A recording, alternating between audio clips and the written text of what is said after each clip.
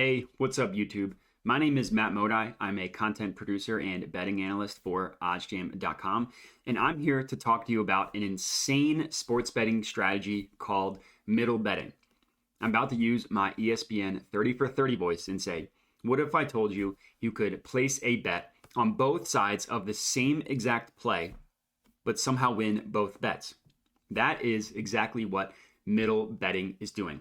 You're taking an over on one side, you're taking an under on the same exact side, but because of the pricing discrepancy between the two numbers, between the two books, you could possibly win both bets. So the easiest way for me to talk to you about middle betting would just be to show you, which is exactly what I have up on my screen here. So if you go to oddsjam.com, you go to tools, you go to middle, you can see every opportunity in which you can successfully and profitably middle or specific sports betting opportunity. This first one we see on the screen here is in the Washington State versus Oregon State game. The cool thing about OddsJam tells you everything that you need to know. This percent here, this percent is assuming one bet wins and one bet loses. But as we can see based on the bet itself, if the player lands at exactly 70 receiving yards, you would win both of your bets, which is just insane. So the play to confirm is Donovan Ollie over 69.5 receiving yards plus 122 on FanDuel. And then you're also going to bet the same player, Donovan Ollie, to go under 71.5 receiving yards minus 115 on DraftKings. If he lands at exactly 70, you win both bets.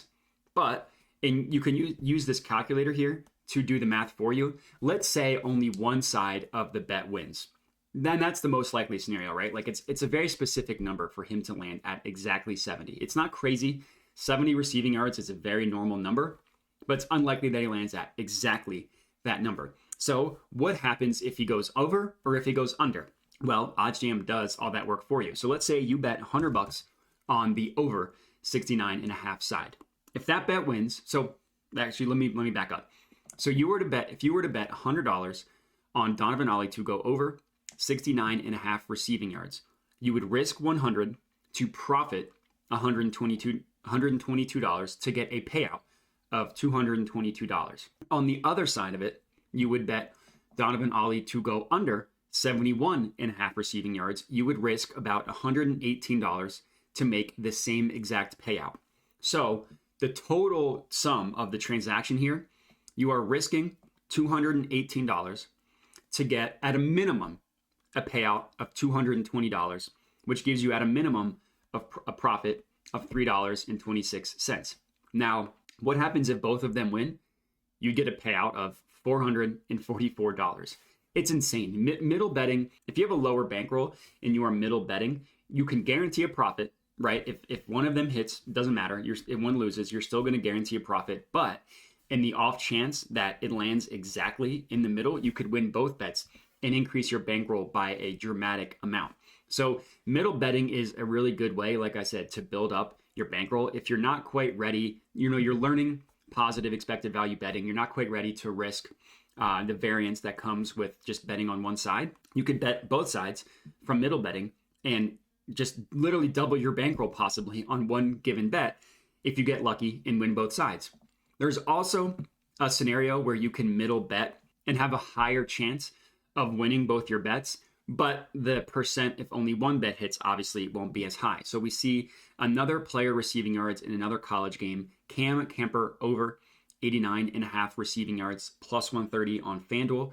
The same player, Cam Camper, to go under 92.5 receiving yards minus 130 on DraftKings. So they have the same exact odds, just inversed, right? Plus 130 and minus 130. So in this case, you have a little bit of a wider gap. He can land at exactly 90, 91, or 92, and you would have won both bets. But if he goes either over 93 or he goes under 89, you still wouldn't lose money. And again, let me show you. So let's pretend again we're risking $100 on the FanDuel side.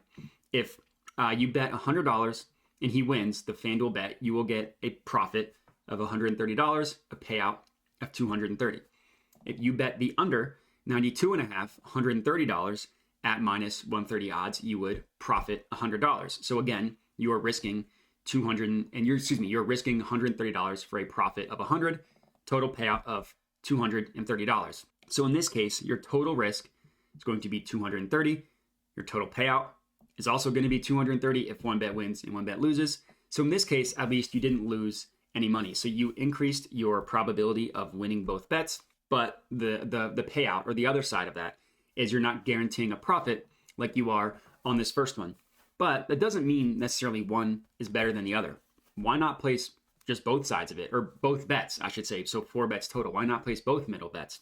You're still guaranteeing an income, right? There's no scenario in which you place all 4 of these bets in which you lose money, but you are also giving yourself an opportunity of winning both sides. And if both of these bets win both, then you are just exponentially increasing your bankroll. So middle betting, I think, like I mentioned at the beginning, is a really, really good way to build your bankroll. You're betting both sides, so there's no guarantee of losing money, but you give yourself the upside of winning both bets and dramatically increasing your bankroll. So I like doing middle bets in situations such as this, where you can either guarantee a profit or there's no guarantee, there's no possibility of losing money, like both of these examples.